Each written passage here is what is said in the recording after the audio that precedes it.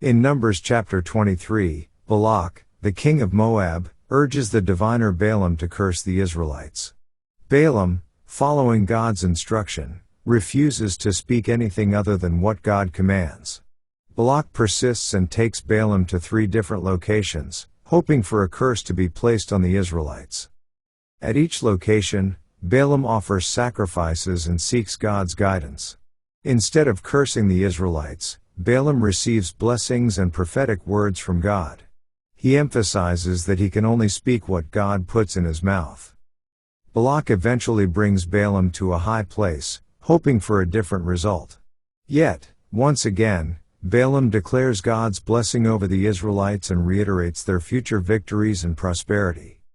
Numbers chapter 23 highlights God's faithfulness and protection over the Israelites.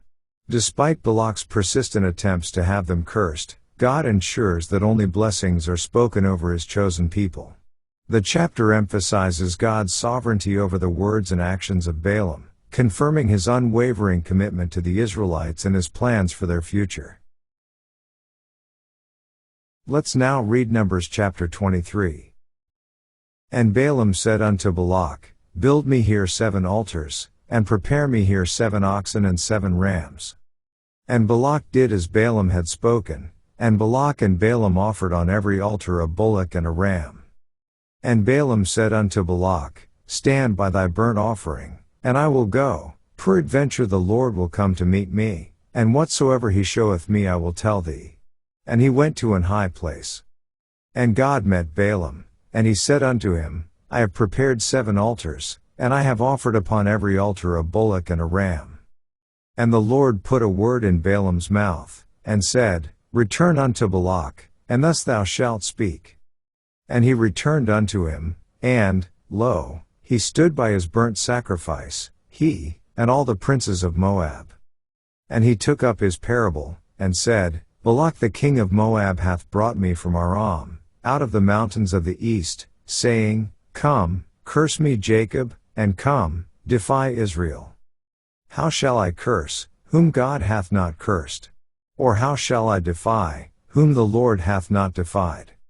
For from the top of the rocks I see him, and from the hills I behold him. Lo, the people shall dwell alone, and shall not be reckoned among the nations.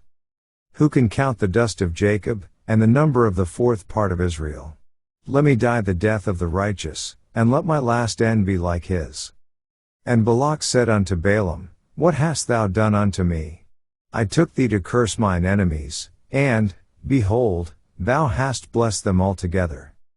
And he answered and said, Must I not take heed to speak that which the Lord hath put in my mouth?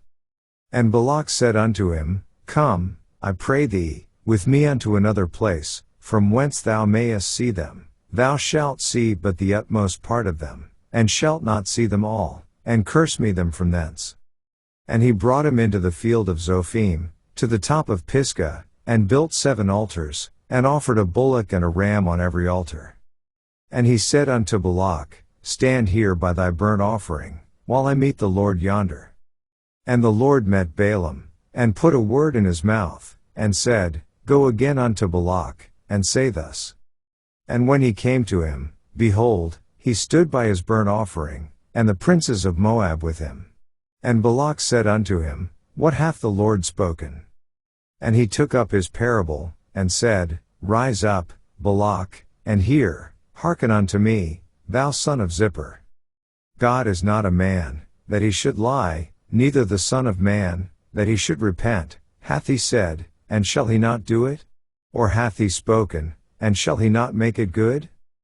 Behold, I have received commandment to bless, and he hath blessed, and I cannot reverse it.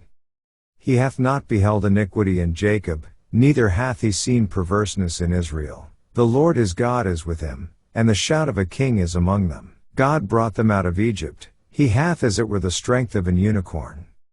Surely there is no enchantment against Jacob, neither is there any divination against Israel. According to this time it shall be said of Jacob and of Israel, What hath God wrought?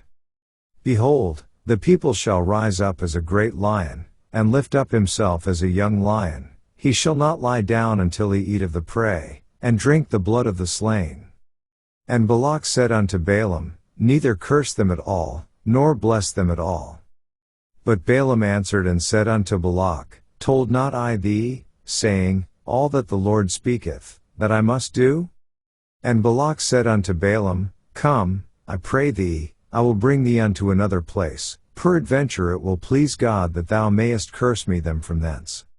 And Balak brought Balaam unto the top of Peor, that looketh toward Jeshimon. And Balaam said unto Balak, Build me here 7 altars, and prepare me here 7 bullocks and 7 rams. And Balak did as Balaam had said, and offered a bullock and a ram on every altar.